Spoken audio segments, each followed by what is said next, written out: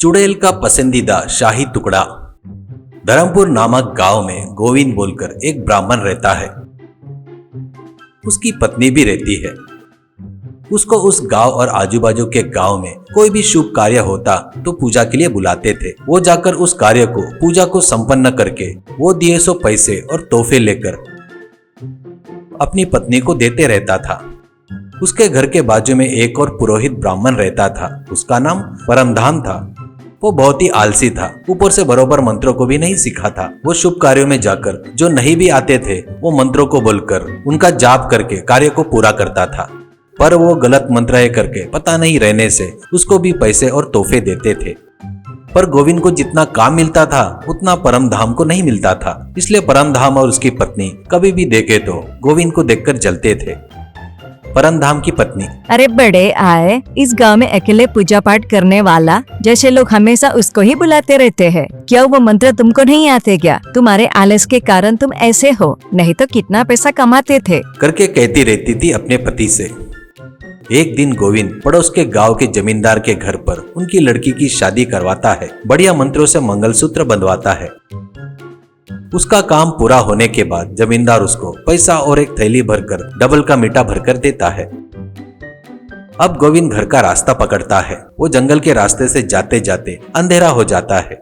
वो रास्ता उसको पता रहने से वो बगैर डरे जा रहा था। वो एक बहुत बड़े इमली के पेड़ के नीचे आते ही पेड़ के ऊपर एक भूतनी उसके सामने कूदती है और हंसकर: सुबह से बहुत भूख लगी है, समय पर आया है, नर का मांस खाए बहुत दिन हो गए, तू आया, मेरा खाना बनने जा रहा है। करके भयंकर तरीके से हंसती है। पर गोविंद बगैर डरे: हे भूतनी, मैं जो बताने वाला हूँ ध्यान से सुनो। सिर्फ मेरे मांस के लिए मुझे खाई तो कभी इधर साइड कोई भी नहीं आएगा, तब तुझे जिंदगी में नर का मांस कभी नहीं मिलेगा। इसलिए मेरी एक बात मानकर मेरे मांस से भी दुगुना ज्यादा स्वादिष्ट ये डबल का मीठा खाओ। स्वाद बढ़िया लगेगा, नहीं लगा तो मुझे खा लेना। करके बोलता है। भूतनी: सच में क्या? कहाँ है? दिखा दिखा। करके बोलती है। तब गोविंद अपने थैली में से डबल का मीठा निकालकर भूतनी को देता है। वो खाकर: अरे बढ़िया बढ़िया स्वाद है तो मस्त है। करके पूरा खाकर: इतना ही है क्या? और कुछ नहीं है क्या? ऐसा कहती है। गोविंद: जितना था पूरा दे दिया। हाँ, और होना बोले तो कल लेकर आऊंगा, पर ऐसे कहते रहता है। तब भूतनी: ये पर क्या लगा रखे हो? तुमको क्या चाहिए बताओ। तब गोविंद: मैं एक गरीब ब्राह्मण हूँ, वो बनाना बोले तो बहुत सामान चाहिए और वो खरीदने के लिए मेरे पास पैसे नहीं है। करके बोलता है। तब भूतनी: पैसे का क्या है रे, कोई प्रॉब्लम नहीं है, वो पैसे मैं देती। बोलकर पेड़ के तने में दोनों हाथ डालकर बहुत सारा सोना निकालकर उनको देती है। वो उस सोने को थैली में डालता है। तब भूतनी: रोज इसी समय इसी पेड़ के पास डबल का मीठा लाया तो तुझे बहुत सारा सोना दूंगी। हंसते हुए भूतनी पेड़ पर ऊपर चले जाती है। गोविंद घर आकर पत्नी से जो हुआ पूरा बताकर थैली में का सोना उसके सामने डालता है।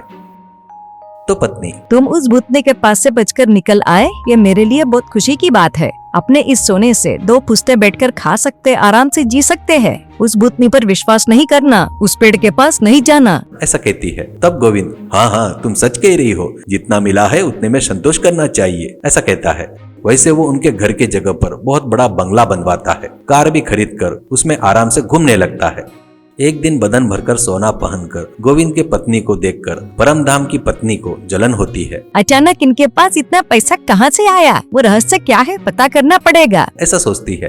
बाद में वो गोविंद के घर के खिड़की में से देखते हुए अंदर दोनों क्या बात कर रहे हैं छुपकर सुनती है। अंदर दोनों उस पेड़ के बारे में, उस भूतनी के बारे में बात करते हुए सुनती है। ओहो, तो ये बात है क्या? ऐसा सोचती है। तुरंत परमधाम को बताकर: वो पागल भूतनी के पास जाना बंद कर दिया। मैं तुमको अभी डबल का मीठा बना कर देती हूँ। वो उस भूतनी को देकर सोना लेकर आओ, ऐसे रोज अपन बहुत सारा सोना कमा सकते हैं। ऐसा कहती है। वो सुनकर परमधाम बहुत खुश होता है। ऐसे वो डबल का मीठा बनाकर एक थैली में भरकर उसको देती है। उस दिन रात में वो उस पेड़ के पास जाता है। तब भूतनी पेड़ के ऊपर से कूदकर: आहा, डबल का मीठा खुशबू आ रही है, डबल का मीठा खुशबू, कहाँ है? ऐसा कहती है। वो तुरंत थैली में डबल का मीठा निकालकर उसको देता है।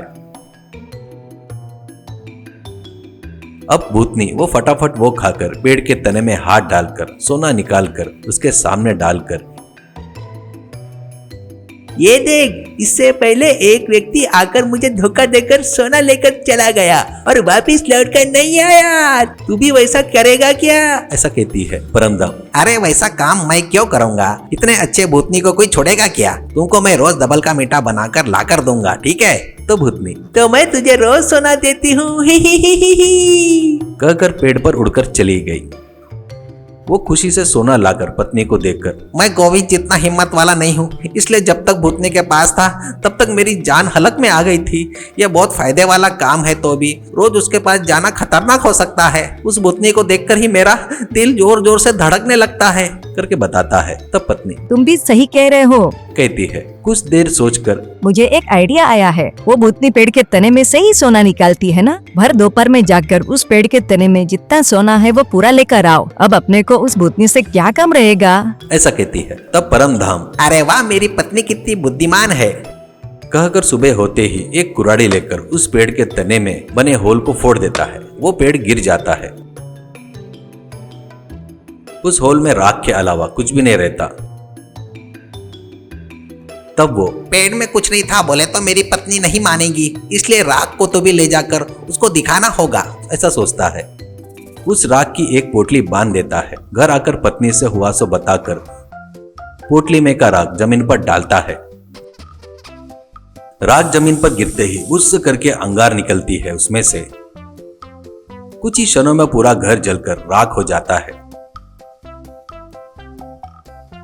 उसका सब कुछ आग में जलते हुए देखकर अब वो दोनों उस गांव में नहीं रह सकते करके पैदल पड़ोस के गांव में जाने के लिए निकलते हैं।